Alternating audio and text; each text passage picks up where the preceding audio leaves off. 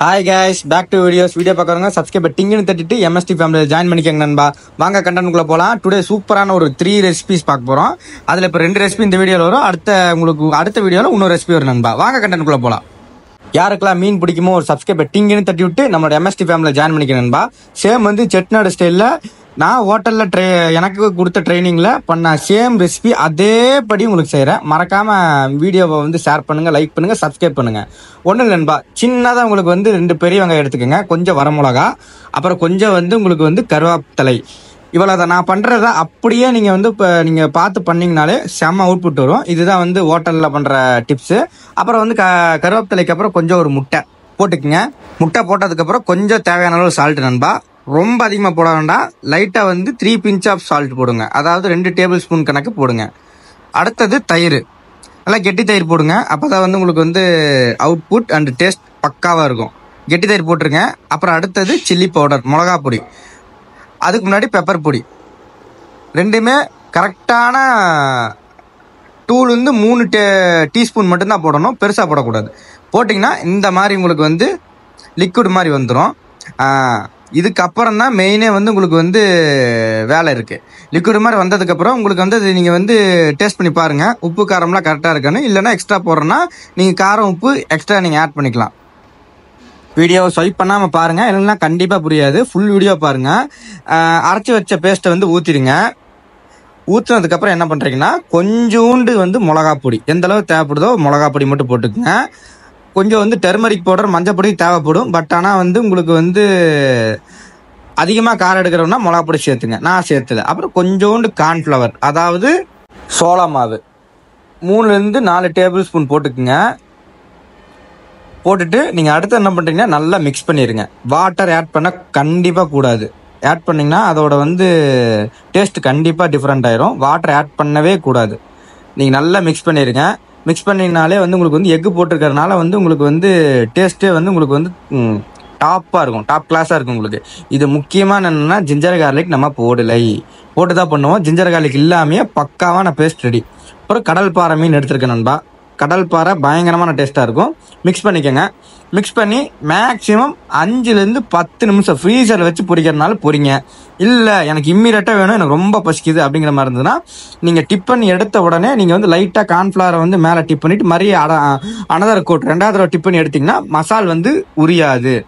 எப்போவுமே மீனை பொறுத்த அளவுக்கு உங்களுக்கு வந்து மசால் ஊறினாதான் உங்களுக்கு வந்து மசால் வந்து எண்ணெயில் போட்டால் உங்களுக்கு வந்து பிரியாமல் இருக்கும். அதனால் என்ன பண்ணுறீங்கன்னா சீக்கிரமாக பொரிக்கிற மாதிரி இருந்தால் கொஞ்சம் கார்ன்ஃப்ளவர் சேர்த்தி போட்டு நீங்கள் மசாலா அடிச்சிங்கன்னா சீக்கிரமாக மசால் பிரியாது. இல்லை நான் வந்து ஊற வச்சு நல்லா டேஸ்ட்டாக தான் சாப்பிடுவோன்னா நீங்கள் ஃப்ரீசரில் வச்சு 2 மணி நேரத்துக்கு அப்புறம் பொரிங்க. அவுட்புட் டாப் கிளாஸாக வரும் நண்பா. நான் பாருங்கள், நான் மேக்ஸிமம் 2லேருந்து 3 ஹவர்ஸ் நல்லா ஊற வச்சு ஃப்ரீசரில் வச்சிட்றேன்.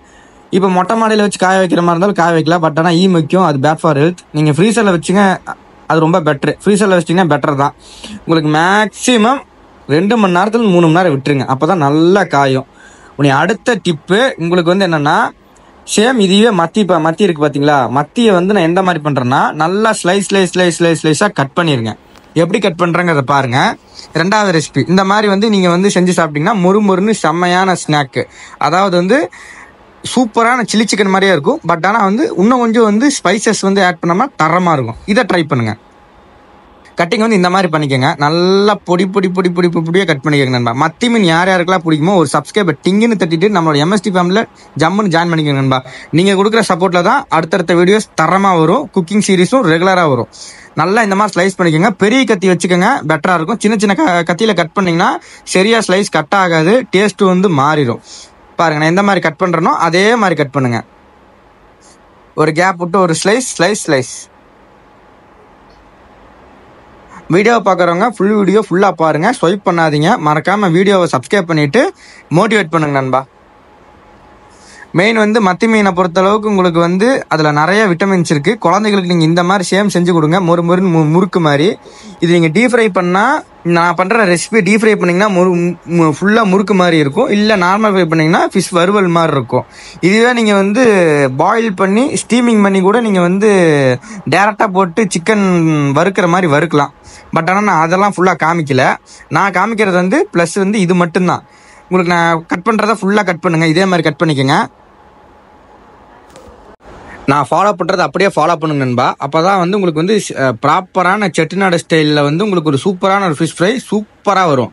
நீங்கள் கொஞ்சம் மிஸ் பண்ணிங்கனாலும் அவுட்புட் மாறிடும். டேஸ்ட் வந்து உங்களுக்கு வந்து நல்லாவே இருக்காது. உங்களுக்கு வந்து ஏதோ வந்து 5 ஸ்டார் ஹோட்டலில் சாப்பிட்ற மாதிரி ஃபீலிங்கே வராது. ரோட்டு கடையில் சாப்பிட்ற மாதிரி இருக்கும். நான் பண்ணுறது அப்படியே ஃபாலோ பண்ணுங்கள். சேம் 5 ஸ்டார் ஹோட்டல் அதே ரெசிபி பாருங்கள். ஆல்ரெடி நான் வந்து எப்படி மசாலா கலக்கணும்னு பார்த்துருப்பீங்க. அதே மசாலா லைட்டாக கலக்கி போட்டுருங்க. கொஞ்சோண்டு வந்து பேஸ்ட் வந்து லிக்விட் வந்து எக்ஸ்ட்ரா ஊற்றி நல்லா மிக்ஸ் பண்ணிக்கோங்க. இது வந்து உங்களுக்கு வந்து கண்டிப்பாக 1 மணி நேரம் ஊறணும். ஊறினாதான் வந்து உங்களுக்கு வந்து ஃபிஷ் சில்லி வந்து உங்களுக்கு வரும்.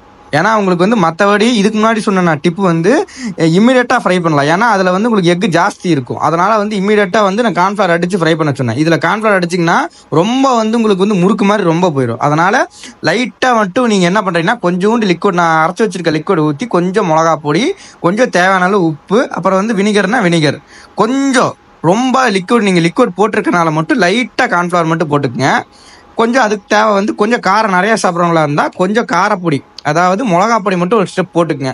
போட்டு மினிமம் 1 மணி நேரத்துலேருந்து 2 மணி நேரம் டைம் வேணும். அவசரப்பட்டு பொரிச்சிங்கன்னா மசாலா ஒட்டாது. 2 மணி நேரம் விட்டுட்டு அதுக்கப்புறம் நீங்கள் பொரிக்க ஸ்டார்ட் பண்ணுங்கள். மறக்காமல் வீடியோ பார்க்குறவங்க ஒரு சப்ஸ்கிரைபர் டிங்குன்னு தட்டிட்டு என்னோட MST ஃபேமிலியில் ஜாயின் பண்ணிக்கோங்க நண்பா. அப்போ தான் வீடியோ போடுற நானும் ஹாப்பி, வீடியோ பார்க்குற உங்களுக்கும் ஹாப்பியாக இருக்க மாதிரி சூப்பரான ஒரு கண்டென்ட் நான் வந்து உங்களுக்கு நான் கொடுப்பேன். அவ்வளோதான் நண்பா, பேஸ்ட் ரெடி. இப்போ அடுத்தது 2 மணி நேரத்துக்கு அப்புறம் பாருங்கள் எப்படி இருக்குதுன்னு.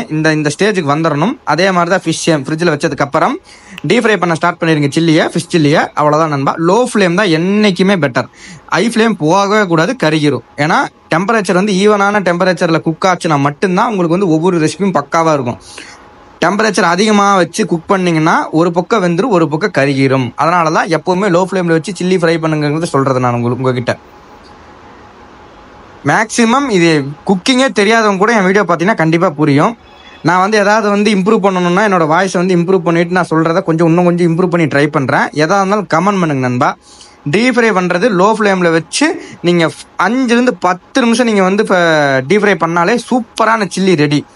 பாருங்கள், இது வந்து மேக்ஸிமம் ஸ்டேஜ். இதுக்கு அடுத்த ஸ்டேஜ் வந்து மொறுமொறுன்னு வேணும் அப்படிங்கிற மாதிரி இருந்தால் அடுத்த ஸ்டேஜ் விடுங்க. இதுவே வந்து குக் ஆயிடுச்சு. அப்புறம் கொஞ்சம் கறி லீவ்ஸை மட்டும் கொஞ்சம் பொரிச்சு சில்லி மேலே நீங்கள் போடுங்க. சில்லி பக்காவான Chettinad style fish chilli ready. தரமாக சர்வ் பண்ணலாம். இந்த ரெசிபி சேவ் பண்ணிவிட்டு மறக்காமல் சப்ஸ்கிரைபர் டிங்குன்னு தட்டி விட்டுக்குங்க நண்பா. அடுத்தது நம்ம ரெடி பண்ணி வச்சிருக்கிற ஃபிஷ்ஷை தரமாக ஃப்ரை பண்ணுறோம். ஃபுல் ஃபிஷ்ஷை அது மேக்ஸிமம் 2 மணி நேரம் கழித்து ஃப்ரை பண்ணுறோம். பாருங்கள் எப்படி வந்திருக்கு மசால். டாப் கிளாஸாக இருக்கும். எப்படி இருக்கும் பார்த்தீங்களா? இந்த மாதிரி சூப்பராக உங்களுக்கு ப்ரௌன் கலரில் கோல்டன் ப்ரௌன் கலரில் ஃப்ரை ஆச்சுன்னா தான் நம்மளோட மசால் பக்காவாக இருக்குன்னு அர்த்தம். இந்த ரெசிபி சேவ் பண்ணி வச்சுக்கோங்க. மறக்காமல் சப்ஸ்கிரைபர் டிங்குன்னு தட்டி விட்டுருங்க. இதை போய் ஜம்முன்னு சாப்பிட்டு என்ஜாய் பண்ணுங்க நண்பா. அடுத்த வீடியோ பெட்டராக தர மறக்காமல் வீடியோ பார்க்குறவங்க subscribe, share, like, bell button தட்டி விட்டுருங்க நண்பா. மறக்காமல் இந்த ரெசிபியை செஞ்சு பாருங்கள், குழந்தைகளுக்கு கொடுங்க. Bye guys.